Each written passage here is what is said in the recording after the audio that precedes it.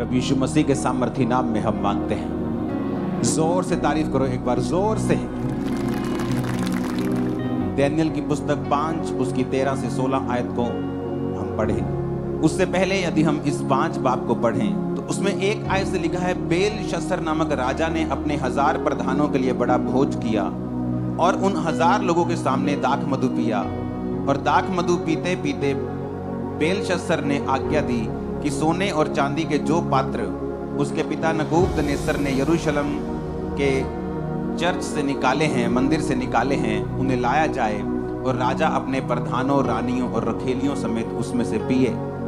और जो सोने के पात्र यरूशलेम में परमेश्वर के भवन के में से निकाले गए थे वो लाए गए और राजा अपने प्रधानों, रानियों और रखेलियों समेत उसमें पीने लगा। वे दाख मधु पीकर सोने, चांदी, पीतल, लोहे, काठ और पत्थर के देवताओं की स्तुति कर रहे थे। उसी घड़ी मनुष्य के हाथ की सी कई उंगलियां प्रकट होकर दीवट के सामने राज मंदिर की दीवार के चूने पर कुछ लिखने लगी और हाथ का जो भाग लिख रहा था वो राजा को दिखाई पड़ा। उसे देखकर राजा डर गया और मन ही मन बहुत घबरा गया। उसकी कमर के जोड़ ढीले पड़ गए और कांपते कांपते उसके घुटने एक दूसरे से टकराने लगे। तब राजा ने ऊंचे शब्द से पुकार कर तंत्रियों, कसदियों, भविष्य बताने वालों को हाजिर करवाने की आज्ञा दी। तब बेबीलोन के पंडित और तब राजा उनसे कहने लगा, उन पंडितों से, जो कोई ये लिखा हुआ पढ़कर इसका अर्थ मुझे समझाएगा उसे बैंजनी रंग का वस्त्र पहनाया जाएगा, उसके गले में सोने की कंठमाला पहनाई जाएगी। मेरे राज्य में तीसरा वही प्रभुता करेगा। तब राजा के सब पंडित लोग भीतर आए, परंतु उस लिखे हुए को ना पढ़ सके और ना राजा को उसका अर्थ समझा सके। इस पर बेलशस्सर राजा बहुत घबरा गया और भयतुर हो गया और उसके प्रधान भी बहुत व्याकुल हुए। राजा और प्रधानों के वचनों को सुनकर रानी भोज के भवन में आई और कहने लगी, हे राजा, तू युग युग जीवित रहे, अपने मन में ना घबरा और ना उदास हो। तेरे राज्य में दानियेल नाम का एक पुरुष है जिसका नाम तेरे पिता ने बेलतशस्सर रखा था। उसमें पवित्र ईश्वरों की आत्मा रहती है और उस राजा के दिनों में उसमें प्रकाश, प्रवीणता और ईश्वरों के तुल्य बुद्धि पाई गई। हे राजा, तेरा पिता जो राजा था उसने उसको सब जोशियों, तांत्रिकों, कसदियों और भविष्य बताने वालों का प्रधान बना दिया था, क्योंकि उसमें उत्तम आत्मा, ज्ञान, प्रवीणता, स्वप्नों का फल बताने, पहेलियां खोलने, संदेह दूर करने की शक्ति पाई गई। इसलिए अब दानियेल बुलाया जाए और वो इसका अर्थ बताएगा। तब दानियेल राजा के सामने भीतर बुलाया गया और राजा दानियेल से पूछने लगा, क्या तू वही दानियेल नहीं जो मेरे पिता नबूकदनेस्सर राजा द्वारा यहूदा देश से लाए हुए यहूदी बंदियों में से है? मैंने तेरे विषय में सुना है कि ईश्वर की आत्मा तुझ में रहती है और प्रकाश, प्रवीणता और उत्तम बुद्धि तुझ में पाई जाती है। देख, अभी पंडित और तंत्री लोग मेरे सामने इसलिए लाए गए हैं कि वो लिखा हुआ पढ़ सकें और उसका अर्थ मुझे बताएं, परंतु वे उस बात का अर्थ ना समझा सके। परंतु मैंने तेरे विषय में सुना है कि दानियेल भेद खोल सकता है और संदेह दूर कर सकता है। इसलिए यदि तू उस लिखे हुए को पढ़ सके और उसका अर्थ मुझे समझा सके तो मैं तुझे बैंजनी रंग का वस्त्र, तेरे गले में सोने की कंठमाला पहनाई जाएगी और राज्य में तीसरा तू प्रभुता करेगा। दानियेल ने राजा से कहा, अपने दान अपने पास रख, जो बदला तू मुझे देना चाहता है वो किसी और को दे दे, परंतु मैं लिखी हुई बात राजा को पढ़ सुनाऊंगा और उसका अर्थ भी तुझे समझाऊंगा। हे राजा, परम प्रधान परमेश्वर ने तेरे पिता नबूकदनेस्सर को राज्य, बढ़ाई, प्रतिष्ठा और प्रताप दिया था, और उस बढ़ाई के कारण जो उसको परमेश्वर ने दी थी, देश देश और जाति जाति के सब लोग और भिन्न भिन्न भाषा बोलने वाले उसके सामने कांपते और थरथराते थे। वह जिसे चाहता घात करता था, जिसे चाहता जीवित रखता था, जिसे वो चाहता उसे ऊंचा पद देता था और जिसे चाहता था गिरा देता था। परंतु जब उसका मन फूल उठा और उसकी आत्मा कठोर हो गई और वो अभिमान करने लगा, तब वह अपने राज सिंहासन पर से उतारा गया और उसकी प्रतिष्ठा भंग की गई। वह मनुष्यों में से निकाला गया, उसका मन पशुओं का और उसका निवास जंगली गधों के बीच में यानी जंगल में हो गया। वह बैलों के समान घास चरता और उसका शरीर आकाश की ओस से भीगा करता था, यानी वो पागल हो गया था। उसे मेंटली अपसेट के दौरे पड़ने लगे। उसके बाद वो जंगलों में रहने लगा, उसके नाखून बढ़ गए, दाढ़ी बढ़ गई, आकाश की औंस से बाइबल कहती वो भीगा करता था, परमेश्वर ने उसे राज सिंहासन से गिराया। और जब तक उसने जान नहीं लिया कि परम प्रधान परमेश्वर मनुष्यों के राज्य में प्रभुता करता है और जिसे चाहता उसको अधिकारी ठहराता है, तो भी हे बेलशस्सर, तू जो उसका बेटा है, ये सब कुछ तू जानता था, फिर भी तूने अपने आप को नम्र नहीं किया, परंतु तूने स्वर्ग के प्रभु के विरुद्ध उठकर उसके भवन के बर्तन मंगवाकर अपने सामने रखवाए और प्रधान रानियों रखेलियों समेत तूने उसमें से शराब पी, दाख मधु पिया और सोने चांदी पीतल लोहे काठ और पत्थर के देवता जो ना देखते ना सुनते ना कुछ जानते उनकी स्तुति की, परंतु परमेश्वर जिसके हाथ में तेरा प्राण है, जिसके वश में तेरा चलना फिरना है, उसका सम्मान तूने नहीं किया। तब ये हाथ भी उसी का एक भाग उसी की ओर से प्रकट किया गया और ये शब्द लिखे गए, और जो शब्द लिखे गए वो ये हैं, मने मने तकेल उपरसीन। इसका अर्थ है मने अर्थात परमेश्वर ने तेरे राज्य के दिन गिनकर उनका अंत कर दिया है। तकेल अर्थात तू मानो तराजू में तोला गया और हल्का पाया गया है। परेस अर्थात तेरा राज्य बांटकर मादियों और फरीसियों को दे दिया गया है। तब बेलशस्सर ने आज्ञा दी और दानियेल को बैंजनी का वस्त्र पहनाया गया, उसके गले में सोने की कंठमाला पहनाई गई और ढिंढोरिये ने उसके विषय में पुकारा कि राज्य में दानियेल तीसरा प्रभुता करेगा। उसी रात कसदियों का राजा बेलशस्सर मर गया और दारामादी जो 62 वर्ष का था राजगद्दी पर विराजमान हुआ। सब बोलो आमीन। ये वचन बड़ा पावरफुल है, जो आपने सुना बड़ा सिंपल है और बड़ा पावरफुल है। आज अगर आप क्रिश्चियंस को देखेंगे, लोगों को देखेंगे, यूथ को देखेंगे, वो अपनी लाइफ में कंफ्यूज रहते हैं कि मुझे क्या करना है, मुझे किधर जाना है, मेरी लाइफ में सक्सेस क्यों नहीं है, मेरी फैमिली में डिलीवरेंस क्यों नहीं है। बाइबल एक बात बताती है कि जहां कहीं परमेश्वर का आत्मा है वहां आजादी है। अगर आपकी लाइफ में परमेश्वर का आत्मा होगा, जिस तरह इसकी गवाही दी गई दानियेल की कि इसमें ईश्वर की आत्मा वास करती है, इसके अंदर रहती है, तो बाइबल कहती है अगर परमेश्वर का आत्मा नया नियम में कहता है कि अगर परमेश्वर का आत्मा तुम में है और जहां कहीं परमेश्वर का आत्मा है वहां आजादी होगी, वहां डिलीवरेंस होगी। वो डिलीवरेंस तुम्हारी फैमिली की होगी, वो तुम्हारी लाइफ की होगी, तुम्हारी सेवकाई की होगी, वो तुम्हारे कैरियर की होगी, तुम्हारे शरीर की होगी। जहां कहीं भी शैतान ने तुम्हें बांधा हुआ है, तुम वहां पे डिलीवरेंस को देखोगे अगर परमेश्वर का आत्मा तुम्हारी जिंदगी में है तो। कितने इस बात को समझ गए? अब बात यह है कि क्या परमेश्वर का आत्मा मुझ में या आप में है या नहीं। आप दो तरह से परमेश्वर में चलते हैं, एक चलते हैं परमेश्वर की पावर के साथ और एक चलते हैं परमेश्वर की प्रेजेंस के साथ। परमेश्वर की पावर में चलना अलग चीज है, परमेश्वर की हुजूरी में चलना एक अलग चीज। जो व्यक्ति जिन्होंने परमेश्वर के दानों और वरदानों को पाया वो बिगड़ सकते हैं और बाद में अपने दानों वरदानों को ले हैंड प्रेयर के रूप में 25-50 हजार में बेच भी सकते हैं। वो उस अनॉइंटिंग को बेच भी सकते हैं, वो अनॉइंटिंग काम भी करेगी लेकिन हाई लेवल तक नहीं, एक सिंपल लेवल तक। वो है वरदानों में चलना। जब एक व्यक्ति वरदानों में चलना चाहता है उसे कोई भी तौबा की जरूरत नहीं, क्योंकि वो वरदान उसे परमेश्वर ने दिए हैं। वो तौबा ना भी करे तो भी वो वरदानों को यूज कर सकता है। लेकिन एक है परमेश्वर की प्रेजेंस में चलना, एक है परमेश्वर की हुजूरी में चलना। आपको मालूम है मैं पूरी दुनिया में घूमा हूं, पूरे वर्ल्ड में जितने लोगों ने डीप प्रोफेटिक वर्ड्स मैंने सुने हैं अपनी लाइफ के लिए या वर्ल्ड के लिए या जो दुनिया में आने वाला है, घटने वाला है, 90% प्रोफेसीज उनके द्वारा मैंने सुनी है जिनके नाम के आगे प्रॉफिट नहीं लगा हुआ। वो पवित्र आत्मा से भरे हुए लोग हैं। कोई पास्टर है, कोई प्रेरित है, कोई टीचर है, कोई ब्रदर लिखता है अपने नाम के सामने, और लेकिन जो परमेश्वर ने उनके ऊपर जाहिर किया है वो नजर आता है कि ये बिना परमेश्वर के हाथ के पॉसिबल नहीं है। बाइबल कहती है जब दानियेल के बारे में गवाही दी गई तो कहा गया कि इसमें संदेह दूर करने की शक्ति है, कि जब दानियेल के पास कोई जाता है तो उसका संदेह, उसका शक जो है, उसकी कंफ्यूजन जो है उसकी लाइफ की दूर हो जाती है। राजा तेरे को कोई पंडित, कोई तांत्रिक नहीं बता सकता, तो उसी दानियेल को बुला जिसमें ईश्वरों की आत्मा रहती है, वही तेरा हल कर सकता है। जब एक क्रिश्चियन सोता है तो वो नींद पूरी करने के लिए नहीं सोता, बल्कि वो परमेश्वर से बात करने के लिए भी सोता है।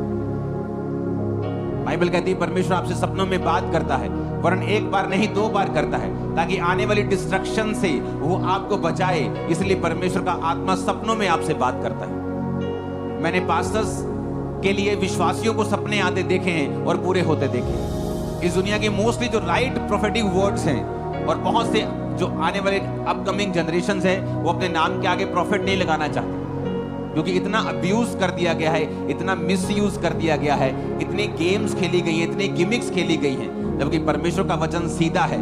और अगर रात को आप सो रहे हैं और आप प्रभु से बात कर रहे हैं कि परमेश्वर मुझसे बात कर, मुझसे बात कर, मुझसे बात कर, आपकी ये प्रेयर है। चलते फिरते कई बार आप एक ऐसी सिचुएशन में होते हैं कि आप प्रभु से कहते हैं परमेश्वर तेरा आत्मा मुझसे बात करे। और आप ये भी जानते हैं कि परमेश्वर तोता नहीं है कि आप उससे तोते से पूछेंगे, तोता उसी समय बोलेगा। परमेश्वर के बात करने का तरीका है, और कई बार वो बड़े अजीब और अचंभी रीति के साथ बात करता है। कई बार परमेश्वर ट्रबल से आपकी अगुवाई करता है। जब तक इजरायली लोग मिस्र में थे और राजा उनको कुछ नहीं कह रहा था, तब तक वो कंफर्ट में थे। सुबह जाते थे काम पे, शाम को आते थे। वो बंधुआई और वो जो नौकरी थी उन्हें कंफर्ट में जो रखा हुआ था। लेकिन परमेश्वर जानता कि ये एक मास्टर प्लान नहीं है, मुझे तुमको यहाँ से निकालना पड़ेगा। वो भी जानते थे कि आज से 400 वर्ष पहले ये प्रोफेसी हुई थी कि हमें परमेश्वर कनान देश देगा। ये तो एक ट्रेनिंग है हमारी, हम यहाँ के नहीं है। लेकिन कंफर्ट ने उन्हें संभाल के रखा हुआ था। हर बंदा अपने कंफर्ट में था। मेरी सेवकाई पे कोई आंच ना आ जाए, मेरे परिवार पे कोई आंच ना आ जाए, नहीं मैं उसके खिलाफ ये नहीं कह सकता, मैं प्यार का ब्रीच कर सकता हूँ। सब उस समय कंफर्ट में थे। लेकिन बाइबल कहती परमेश्वर ने राजे का मन बदल दिया। राजा कठोर हो गया। राजा उनको जब दुख देने लगा, सारे कंफर्ट से बाहर जब आने लगे तो प्रेयर करने लगे। इसलिए जब मैं वचन प्रोफेटिक वर्ड देता हूँ संडे और थर्सडे, मैं वचन के साथ उसको देता हूँ और वचन ज्यादा सुनाता हूँ, क्योंकि वचन का कोई भी तोड़ नहीं है। कोई वचन को झुठला नहीं सकता। वो बड़े से बड़ा डॉक्टर क्यों ना हो, बड़े से बड़ा इंजीनियर क्यों ना हो, बड़े से बड़ा साइंटिस्ट क्यों ना हो, वो वचन के सामने निरुत्तर रहेगा। क्योंकि वचन कहता है कि पवित्र आत्मा उन लोगों को जो संसार में है धार्मिकता और पाप के विषय में निरुत्तर करेगा। हालेलुया। इसलिए वो मिनिस्ट्री जो प्रोफेटिक में जाती हैं, उनको वचन की और जरूरत होती है, ताकि वो वचन के बीच में से लोगों को लेके जाएं। क्योंकि हर एक बंदा प्रोफेटिक और हीलिंग से परमेश्वर में नहीं आएगा, पर वचन एक ऐसा हथियार है कि हर व्यक्ति, हर बंदा वचन के सामने सिर को झुकाएगा। अब आने वाले समय में मैं आपको बता चुका हूं, अगर आप अपने बच्चों को 10वीं 12वीं करके छोड़ देते हैं तो ये आपकी गलती होगी, क्योंकि जो ग्रेस परमेश्वर ने देनी थी वो दे चुका है। मैं नहीं कह रहा हूं ग्रेस उतरेगी, आप जाएंगे ग्रेस, मैं नहीं कह रहा हूं। मैं कह रहा हूं इट्स ऑलरेडी इन यू, वो आपकी स्पिरिट में ऑलरेडी आ चुकी है, आपके अंदर है राइट नाउ। जस्ट आपको फॉलो करना है जो मैं आपको बोल रहा हूं। आपको सर्च करनी किस तरह से गवर्नमेंट जॉब मिलती है, किस सर्च इंजन पे मैं सर्च करूं, किस डिपार्टमेंट की निकलती, कहां से निकलती, कहां से पता चलता है। कोई कोचिंग सेंटर बताता है, कोई सर बताता है। बात करना शुरू करो, सर्च करना शुरू करो। मैं आपको बता रहा हूं, आप हैरान होंगे। आप बिजनेस के बारे में सोच रहे होंगे, किसी चीज के बारे में सोच रहे होंगे, लेकिन आप उस कुर्सी में बैठ जाएंगे बहुत जल्दी। मैं आपको बता रहा हूं, और टेस्टिमनी देना जब ऐसा हो जाए, क्योंकि परमेश्वर का एक प्लान है। मैं आपको उसका प्लान बता रहा हूं। बाइबल कहती है एक राजा बड़ा दुखी हो गया और अपने लोगों से, चेलों से पूछने लगा, ए तुम में कोई पक्का मेरा एक गद्दार छुपा हुआ है। मैं अंदर सोचता हूं, लेकिन वो जो भविष्यवक्ता है, वो जो एलीशा है, ये शरेआम बता देते हैं। एलीशा को कैसे मालूम हो गया? हम में से कोई बात बताते हैं। तो उस राजा ने बोला कि वो परमेश्वर का सच्चा जन है। जो तू अंदर सोचता है परमेश्वर उस पर जाहिर करता है। जो तू अंदर सोच के रखता है परमेश्वर उसको बता के रखता है। ये जीवित परमेश्वर का घर है। आप जीवित परमेश्वर के लोग हैं। मैं जीवित परमेश्वर का दास हूं। या मुर्दा चर्च नहीं है जो हमें मालूम ना होगा। हर एक चीज हमें मालूम हो रही है। स्पिरिट ये क्या होने वाला है, कौन क्या सोच रहा है, और मैं आपको बता रहा हूं परमेश्वर तैयार है। वो ग्रेस दे चुका है। आप जस्ट उस ग्रेस में स्टेप करेंगे, आगे बढ़ेंगे, आप कहीं के कहीं पहुंच जाएं। और आप हैरान होंगे, आप उस चीज के काबिल नहीं थे, आपको मालूम होगा, लेकिन ये प्रोफेटिक वर्ड के कारण, ये परमेश्वर की ग्रेस के कारण जो हमारी लाइफ के ऊपर है, आपको मालूम होगा परमेश्वर ने आपको दी। आमीन। हर एक व्यक्ति जो पवित्र आत्मा से संबंध को चाहता है। आज अंधे, गूंगे, बहरे क्यों है लोग आत्मा में? क्योंकि पवित्र आत्मा उनकी जिंदगी में नहीं। क्यों पवित्र आत्मा उनकी लाइफ में नहीं? उसका भी रीजन। डैनियल के लिए जब बोला गया था 13 आयत में लिखा, दानियेल राजा के सामने भीतर बुलाया गया और राजा दानियेल से कहने लगा, क्या तू वही दानियेल नहीं जो मेरे पिता नबूकदनेस्सर राजा द्वारा यहूदा देश के लाए हुए बंधुओं में से है? ये दानियेल जिसको तीसरी स्थान दिया गया, यानी एक देश का फाइनेंस मिनिस्टर या डिफेंस मिनिस्टर तीसरा होता है, पहला प्रधानमंत्री होता है, पावर में सबसे उच्च तो राष्ट्रपति होता है, लेकिन जो पावर जो अपनी एक्सरसाइज करता है, प्रधानमंत्री, गृह मंत्री, रक्षा मंत्री और फाइनेंस मिनिस्टर, वित्त मंत्री, ये पावरफुल लोग होते हैं। और दानियेल को एक पद दिया गया कि आज से दानियेल गृह मंत्री है या रक्षा मंत्री ये है। कहां से शुरुआत हुई? कहता तो वो नहीं है जो बंधुओं में से था।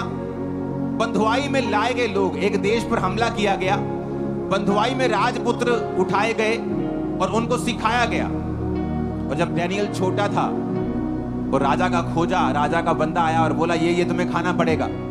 उसने कहा ये तो बाइबल में मना किया हुआ, मैं तो नहीं खा सकता।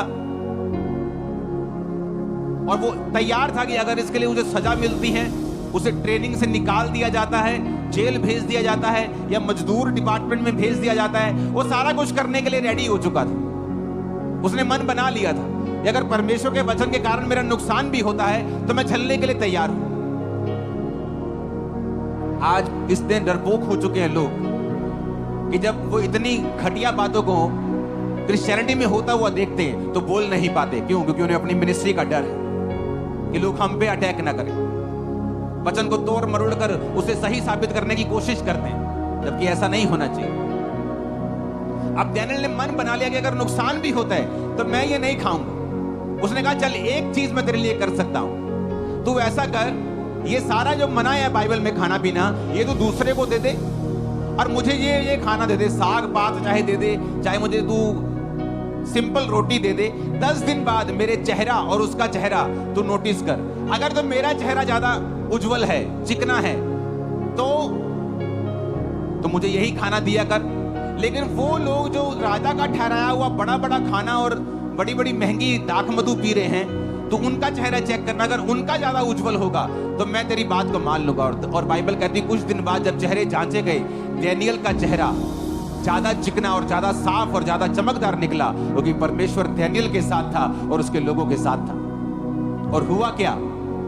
वहां से आदत पड़ी वचन पे चलने की। क्या आप वचन पे चलते हैं? आज आपका सरपंच गांव का नाराज हो जाए, भाई साहब आप परमेश्वर को छोड़ने के लिए तैयार हो जाते हैं। आज 4 लोग इकट्ठे होकर आपके पास आए, बोलते हैं तेरे शादी में नहीं आएंगे, तेरी मर्ग में नहीं आएंगे, तेरे पिंड से जगह नहीं देवांगे, और तुम लोग यीशु मसीह को छोड़ने के लिए तैयार हो जाते हो। इसीलिए मैं कहता हूं कि तुम में पवित्र आत्मा नहीं है और तुम वचन से प्यार नहीं करते। अगर करते होते, अगर पवित्र आत्मा तुम में होता तो छुटकारा भी तुम में होता और तुम परमेश्वर के लिए, उसके वचन के लिए खड़े भी होते। एक समय था खड़े होने का। मैं खड़ा हुआ हूं, कोई बात नहीं, कोई रिश्तेदार जाता है जाए, लोग जाते जाए, परिवार जाता जाए। आप जानते हैं परमेश्वर के वचन पे खड़े होने से मेरी फैमिली में इतनी फाइट हो चुकी थी कि एक टाइम मैं अपना घर छोड़ के चला गया था, सदा के लिए मैं चला गया, अपना घर छोड़ दिया था। लेकिन परमेश्वर की वो प्लान नहीं था कि मेरी फैमिली ना बचाई जाए। तो मेरे पास्टर्स जो थे वो मेरी अगुवाई करते रहते थे। इतना मैं एक्साइटेड और इतना स्टैंड लेने वाला था परमेश्वर के लिए कि मुझे परमेश्वर के वचन के सामने कोई नहीं चाहिए था। एक समय है खड़े होने का, एक समय दिखाने का कि आप वचन से प्यार करते हैं। दानियेल क्यों इतना ऊंचा हुआ? क्यों? उसमें संदेह दूर करने की शक्ति थी, डाउट दूर कर सकता था। अगर मैं आपके डाउट दूर कर सकता हूं तो मेरे डाउट दूर नहीं होंगे? क्या लगता है आपको? अगर मैं आपको काउंसलिंग से डाउट आपको दूर कर सकता हूं, अगर मैं आपके डाउट्स को फिनिश कर सकता हूं, अगर पवित्र आत्मा पंजाब के बारे में, इंडिया के बारे में, आपके पर्सनल लाइफ के बारे में मुझ पे जाहिर कर सकता है, तो क्या वो मेरी लाइफ के बारे में मुझ पे जाहिर नहीं करता होगा? आपको क्या लगता है? ये कौन सी टॉर्च है जो मैं आपके लिए रोशनी कर सकता हूं और मेरे लिए अंधेरा हो? ये फेक टॉर्च नहीं है, ये मेरे लिए भी उतना ही उजाला करती है, बल्कि ज्यादा उजाला करती है आपसे भी, जो मैं आपके लिए करता हूं। आमीन।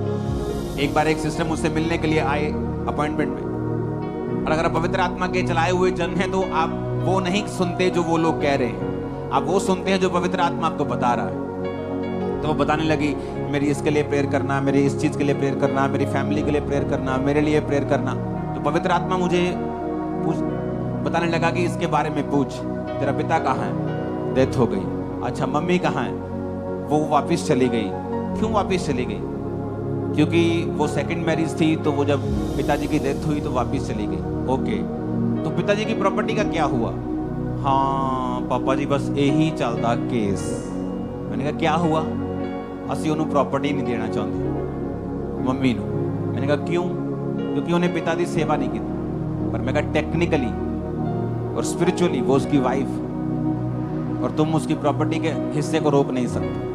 और यही रीजन है तुम्हारी लाइफ में बेचैनी है और तुम प्रॉब्लम में। और इमेजिन करो अगर आप में पवित्र आत्मा नहीं है तो लोग आपको बताएंगे इसके लिए प्रेयर करना, आप बोलेंगे हाँ जी बहन जी अजी तारे लिए प्रेयर करांगे। और पवित्र आत्मा आपसे बात नहीं कर रहा, क्योंकि जब वचन पे खड़े होने का समय था आप लोग प्रेम का प्रीच कर रहे थे। जब वचन पे खड़े होने का समय था आप लोग कुछ और ही कर रहे थे। जब स्टैंड लेने का टाइम था अपने मोहल्ले वालों के सामने, अपने एमएलए के, अपने एमपी के सामने, आप लोग कुछ और ही बोल रहे थे। जब जय मसीह की बोलने का समय था आप कुछ और बोल रहे थे, क्योंकि आप लोगों के अंदर डर होगा, लेकिन जो परमेश्वर के पवित्र जन है उनके अंदर कभी डर नहीं होता। वो ओवरकम कर जाते हैं अपने डर को। उन्हें मालूम है परमेश्वर में किस रीति के साथ चलना है। हालेलुया। तो जो पवित्र आत्मा आपके अंदर होता है वो संदेह दूर करता है, लोगों की जो पहेली बनाई हुई लाइफ की उन्हें सॉल्व करता है, आपके लिए भी और मेरे लिए भी। लेकिन शुरुआत कैसे हुई? शुरुआत हुई बेसिक वर्ड से कि ये नहीं खाना, एक छोटा सा वचन। आज 90% जब लोग काउंसलिंग के लिए हर मंगलवार को आते हैं तो पूरी टीम जो मेरी बैठाई हुई होती है, आपके केसेस बाद में वो मुझसे डिस्कस करती है, आपकी रिपोर्ट्स आती हैं। जो लोग मुझसे ज्यादा मिलना चाहते हैं, ज्यादा रिक्वेस्ट करते हैं, उनसे मैं उनके लिए बात करता हूँ कि इसको मिलाना है, इसको मिलाना है, इसको मिलाना है, इसको ले हैंड पे खड़ा करना है, नहीं इसको मिलाने की जरूरत नहीं, इसको प्रार्थना की जरूरत है, इसको ले हैंड की जरूरत है, इसको फास्टिंग की जरूरत है। तो आपके केस डिस्कस होते हैं। 90% बंदे ऐसे हैं जो अपना टाइट पे नहीं करते। इमेजिन करो जो लिखा हुआ वचन है अगर आप उसको फॉलो नहीं करते हैं तो परमेश्वर का आत्मा आप में वास कभी नहीं कर सकता। आप क्रिश्चियन हो सकते हैं, नाम के क्रिश्चियन हो सकते हैं, बैप्टाइज हो सकते हो, यहां तक कि परमेश्वर आपको खिलाएगा पिलाएगा, प्रेम भी करेगा, आपको कई बार बचा के भी रखेगा शैतान से। लेकिन पवित्र आत्मा की वो प्रेजेंस, वो संदेह दूर करने की शक्ति और वो लेवल जो डैनियल जैसे लोगों के अंदर था वो आप में कभी नहीं आएगा। आप कभी कंप्लीट डिलीवरेंस में नहीं जाएंगे अगर आप लिखे हुए वचन को फॉलो नहीं करते। 90% बंदे प्रार्थना नहीं करते जब काउंसलिंग के लिए आते, बंदे जेंट्स। 90% औरतें प्रार्थना करती हैं लेकिन अलग अलग मसलों में फंसी हुई हैं। कोई सास के साथ खिटपिट में फंसा हुआ है, कोई दरानी के साथ फंसा हुआ है, कोई ग्वांडी के साथ फंसा हुआ है, पड़ोसी के साथ फंसा हुआ है, खिटपिट चल रही है, मन डिस्टर्ब है, हस्बैंड के अधीन नहीं। और यही चीजें आपकी लाइफ में डिस्टर्बेंस पैदा करती है, क्योंकि अगर आप लिखे हुए वचन से प्यार नहीं करेंगे आप नेक्स्ट लेवल की अनॉइंटिंग कभी हासिल नहीं कर पाएंगे। डैनियल के अंदर वो जो लिखा वो उसने समझाया, वो एक दिन में नहीं समझा दिया। पहले उसने वचन को फॉलो किया, वचन से प्यार किया, वचन के लिए अगर मरना पड़े, झुकना पड़े, कटना पड़े तो वो भी वो करने के लिए तैयार था। कितने मेरी बातों को समझ रहे हैं? क्या आप लिखे हुए वचन से प्यार करते हैं? पहली स्टेज कौन सी है कि लिखे हुए वचन से प्यार करना। क्या लिखा है बाइबल में? टाइट पे करना है, आप नहीं करते। प्रार्थना करनी है रोज 2 घंटे 24 मिनट 2.5 घंटे प्रार्थना करनी, नहीं करते। रोजा रखना है हफ्ते में 2, नहीं रखते। जब हमने बेसिक कंप्लीट नहीं किया और लिखे हुए वचन को कंप्लीट नहीं किया, जब पवित्र आत्मा देखता है कि आपने जो लिखा हुआ था उसी से प्यार नहीं किया, तो वो आपको अगली बात कैसे बता सकता है? जब आपने अपनी नींव को कंप्लीट नहीं किया तो आपका मिस्त्री आकर लेंटर की बात कैसे कर सकता है?